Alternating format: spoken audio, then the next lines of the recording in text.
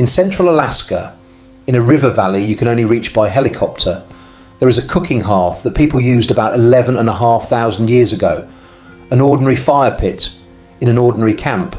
Underneath it were 3 children. The smallest was 6 weeks old, and when scientists sequenced her genome, they found something nobody was expecting. She did not belong to the ancestors of any people living today. She belonged to a population that had never been identified, that lived in the far north for thousands of years, and then quietly stopped.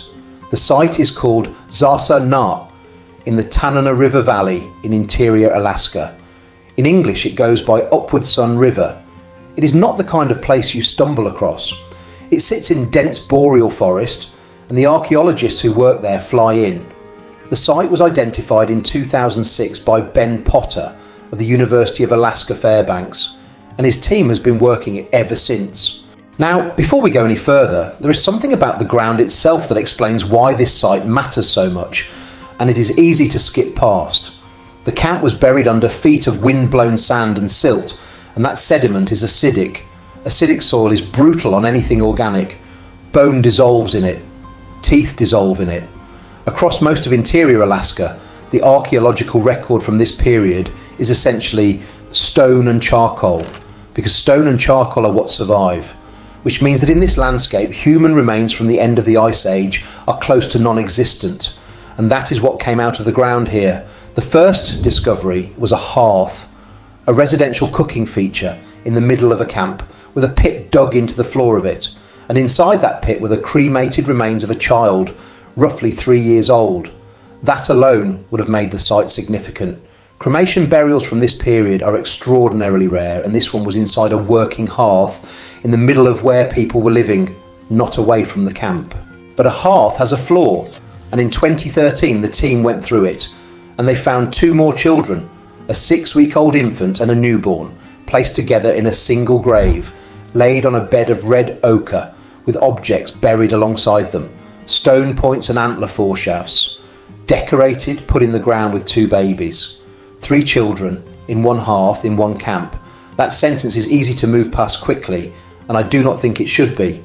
Somebody dug into the floor of the place where they cooked and put 2 infants there together and covered them with red ochre and gave them things.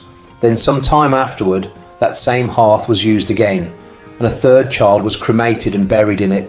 So what was that summer like? The site gives you more of an answer than you would expect.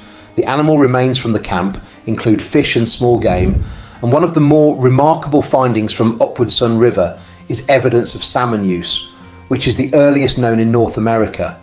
The seasonal indicators point to late summer. These were not isolated people either. The camp is associated with what archaeologists call the Denali Complex, a widespread material culture found across northwest North America at the end of the Ice Age. Whoever lived at Xaasaa Na was part of something larger, and the 3 children appear to have died within a fairly short window, weeks possibly, in one camp, in one summer, in one family group. There is one more detail from the bones themselves, and it is small, and I think it changes the whole feeling of the site. Both infants were female, and genetic analysis showed they were closely related, not siblings. The relationship is most consistent with first cousins. So this was not a random accident of preservation. 2 baby girls, cousins, buried together in the same grave, in the floor of a family's kitchen.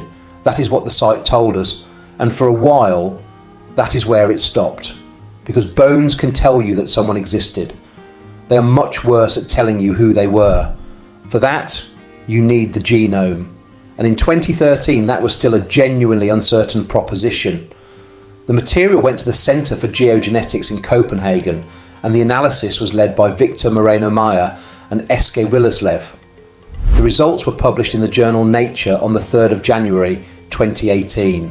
What they recovered was the complete genome of the 6-week-old infant.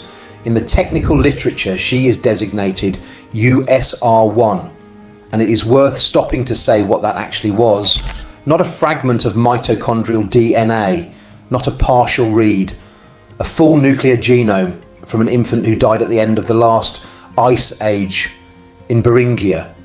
It was the first genetic data of its kind from that region and that period. Before this, there was simply nothing to look at. The obvious next step was to work out where she belonged.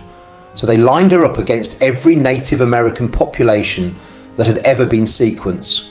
She did not fit into any of them. She sat underneath all of them. In genetic terms, her lineage branched off before every other Native American group on record. She's not an early example of a known population. She's a separate limb of the tree, splitting away from the group that became everyone else somewhere around 20,000 years ago, and then going its own way. The researchers named that population the Ancient Beringians. It still strikes me that a 6-week-old is the one who answered this. For decades, one of the central questions in this field was whether the Americas were populated by a single founding group or by several separate waves. There was indirect evidence pointing toward one founding population, but it was inference. Nobody had the direct genetic data to test it. The infant from Xaasaa Na provided it.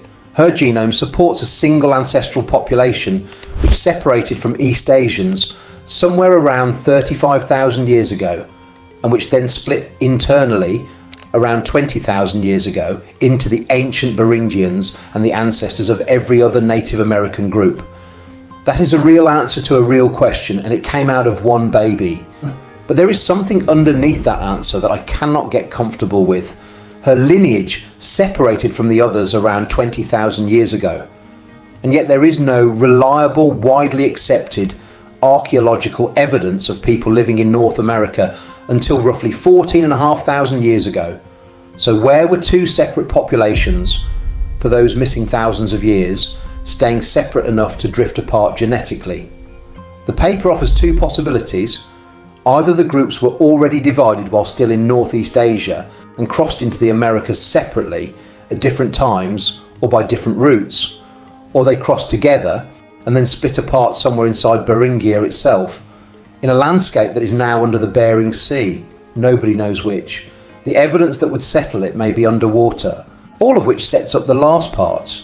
And the reason I wanted to make this video at all, the Ancient Beringians stayed in the north. They did not spread south into the continent the way the other branch did. They persisted in Alaska for thousands of years after this camp, with related individuals turning up in later remains from the region. And then they ended. They contributed almost nothing to the indigenous populations living in the Americas today. An entire branch of humanity crossed into a new continent, held a piece of it for thousands of years, buried its children carefully with ochre and grave goods, and left essentially no descendants. This is not a story about Native Americans disappearing. The Ancient Beringians were one branch. The other branch is the one that spread across two continents, and the indigenous peoples of Alaska and everywhere else in the Americas descend from that line continuously right up to the present. The Ancient Beringians are the branch that did not continue, which brings us back to the girls and to what I think is the most extraordinary detail at this site. They have names. The local Athabascan community, whose ancestral land this is, gave them names. The 6-week-old, whose genome revealed all of this, is called Sunrise Girl Child. The newborn buried beside her is called Dawn Twilight Girl Child. Think about what that means for a second. A population with no living descendants anywhere on Earth. And the people who live on that ground today reached back 11,500 years and gave two of them names anyway. Everything we know about the Ancient Beringians comes from that grave. How they lived, what they believed, how many of them there were, what language they spoke, what they called themselves. All of that is gone, and it is not coming back. What we have instead is a hearth in the Alaskan forest, a fire that somebody built to cook over, and underneath it, 3 children buried by people who cared enough to put ochre in the ground with them. Their ending is not actually the part that unsettles me. It is how many other branches there were. If a whole population could exist for thousands of years and leave one traceable individual behind, how many left none at all? Subscribe if you want more of these. And I would like to hear what you think happened in that gap, because right now your guess is not much worse than anybody else's. Thanks for watching.